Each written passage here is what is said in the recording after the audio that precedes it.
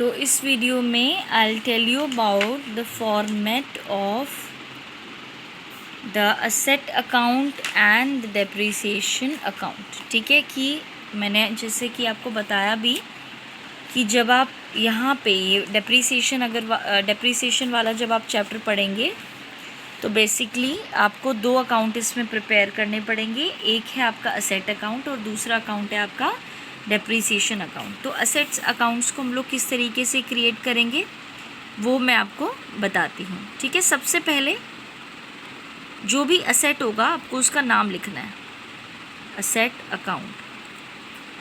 ठीक है, फिर उसके बाद इस तरीके से आपको लाइन खींचनी है स्केल से। यहाँ पे आपको लिखना है डेबिट और यहाँ पे आपको लिखना है क्रेडिट। ठीक है, देन एक कॉलम बनेगा डेट,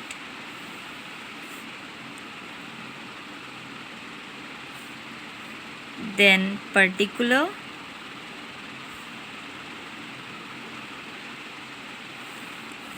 देन अमाउंट, फिर ये कंप्लीट हो जाएगा। फिर से वही स्टार्ट हो जाएगा, date particular amount, then date particular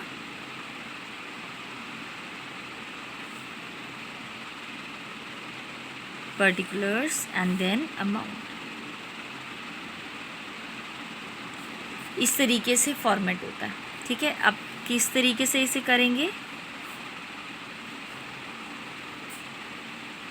वो हम यहाँ पे देख लेते हैं। सबसे पहले हम यहाँ पे डेट उतारेंगे। फॉर एग्जाम्पल कोई भी डेट मान लो, फॉर एग्जाम्पल 2011 1 अप्रैल, ये हमने मान लिया क्योंकि आपको पता होना चाहिए अकाउंटिंग ईयर कब स्टार्ट होता है, 1 अप्रैल को, और ख़त्म कब होता है, 31 मार्च को। ये हमारा अकाउंटिंग ईयर होता है।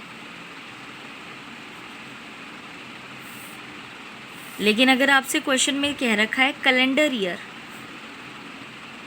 तो कैलेंडर ईयर हमारा क्या होता है, जो कि 1 जनवरी से स्टार्ट होता है और 31 दिसंबर को ख़त्म, 31 दिसंबर को ख़त्म हो जाता है। ठीक है, तो अगर हमारा अकाउंटिंग ईयर है या फाइनेंशियल ईयर है तो वो हमारा 1 अप्रैल से 31 मार्च तक का होता है, और कैलेंडर ईयर हमारा 1 जनवरी से 31 दिसंबर का होता है। तो सबसे पहले हम यहाँ पे 2011 1 अप्रैल को, अगर हमने कोई भी असेट खरीदी है, फॉर एग्जांपल हमने कोई भी असेट खरीदी है, जितने की भी खरीदी है, वो यहाँ पे हम अमाउंट लिख देंगे। कुछ भी अमाउंट 20,000 30,000 कुछ भी हो सकता है, वो यहाँ पे मैंने ब्लैंक छोड़ दिया, मतलब क्रॉस लगाना है, मतलब यहाँ पे कोई अमाउंट आएगी। अब कई बार क्या क्वेश्चन में दे रखा होता है कि फॉर एग्जांपल 15,000 की आपने असेट खरीदी, 3,000 ट्रांसपोर्टेशन के लग गए, 2,000 इंस्टॉलेशन के लग गए, तो 15 + 3 + 2 कितना हुआ, 20,000 ना। तो यहाँ पे आप 20,000 लिखोगे, तो 2 बैंक करके सारे एक्सपेंसेस को जोड़ करके 20,000। ठीक है, या फिर आप अलग अलग भी लिख सकते हो, जैसे 2 बैंक करके 15 लिख दिया, 2 बैंक करके 3 लिख दिया, 2 बैंक करके 2 लिख दिया। लेकिन हमें टाइम वेस्ट नहीं करना क्योंकि टाइम कम होगा एग्ज़ाम में, और आपको पता है प्रैक्टिकल क्वेश्चन को करने में बहुत टाइम जाता है ना। तो 2 बैंक करके यहाँ पे आप लिख देंगे। ठीक है, लास्ट में जब आपका ईयर ख़त्म होगा, जैसे कि ये 2011 1 अप्रैल है, तो ख़त्म कब होगा, 2012 में 31 मार्च, है ना। 1 अप्रैल है तो 31 मार्च को ख़त्म होगा, और अप्रैल मार्च कब आएगा, अगले साल ही तो आएगा, इस साल थोड़ी ना आएगा मार्च, अगले साल आएगा 2012 31 मार्च में। अब देखो, एक बात हमेशा ध्यान में रखना कि डेप्रीसिएशन हमेशा at the end of the year लगता है, इसलिए मैंने यहाँ पे एंड में लगाया, 31 दिसंबर इज़ द एंड। तो यहाँ पे क्या लिखेंगे, बाय डेप्रीसिएशन अकाउंट, सॉरी यहाँ पे जगह नहीं थी तो मैंने नीचे लिख दिया, बाय डेप्रीसिएशन अकाउंट। जो भी अमाउंट डेप्रीसिएशन की आएगी वो यहाँ पे आप लिख देंगे। क्लियर है ये बात। तो ये हमारा पहले साल का डेप्रीसिएशन लग जाएगा। उसके बाद नेक्स्ट जो भी बैलेंस बचेगा हमारा, हम वो लिख देंगे बाय बैलेंस CD, ये भी सेम डेट को 31 मार्च। अब आप सोच रहे होगे बैलेंस CD क्या होता है। देखो फॉर एग्जाम्पल यहाँ पे 20,000 होता, ठीक है, 20,000 होता है यहाँ पर, और यहाँ पे डेप्रीसिएशन लगता फॉर एग्जाम्पल 5, तो 20,000 माइनस 5 कितना हो जाता है 15। तो ये बैलेंस CD इस तरीके से निकलता है, इस अमाउंट में से ये अमाउंट माइनस करेंगे तो ये निकल जाएगा। नेक्स्ट स्टेप में हम लोग क्या करते हैं, टोटल। यहाँ पे टोटल आ रहा है 20,000, 5 और 15 20,000, और इसको हम लोग क्लोज कर देंगे कैसे, डबल लाइन लगा के कर दिया क्लोज। अब 31 मार्च है, अगला महीना अप्रैल, तो इसी साल आएगा, तो 2012 1 अप्रैल, फिर दोबारा हमने ईयर स्टार्ट कर दिया, हमारा नेक्स्ट अकाउंटिंग ईयर।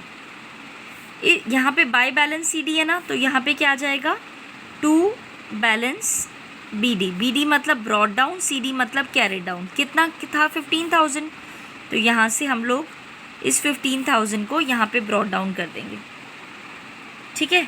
फिर अगले साल डेप्रीसिएशन लगाएंगे, वो भी एंड में लगेगा, तो 12 है यहाँ पे, तो यहाँ पे क्या आएगा 13, 31 March by depreciation account. For example यहाँ पे भी 15 ही आ रहा है, फॉर एग्ज़ाम्पल ले लिया हमने, ठीक है। नेक्स्ट स्टेप में हम क्या करेंगे,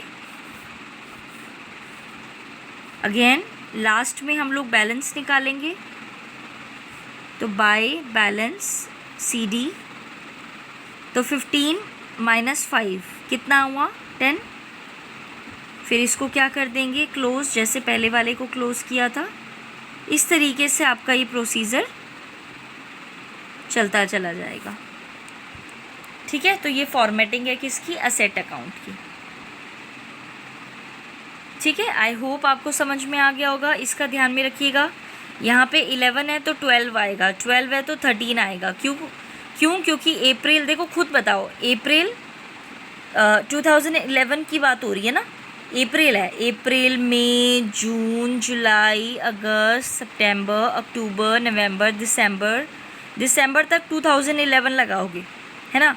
लेकिन जैसे ही जनवरी स्टार्ट हो जाएगा तो नया साल आ जाएगा, है ना, तो 2012 आ जाएगा वो, तो जैन फेब मार्च, तो 2012 में ही आ रहा है ना, क्लियर। और ये दोनों सेम क्यों हैं, क्योंकि मार्च के बाद जस्ट अगला अप्रैल है और सेम ही ईयर में आएगा, ठीक है, इस वजह से। तो ये आपका फॉर्मेट है असेट अकाउंट का। अब हम लोग आगे चलते हैं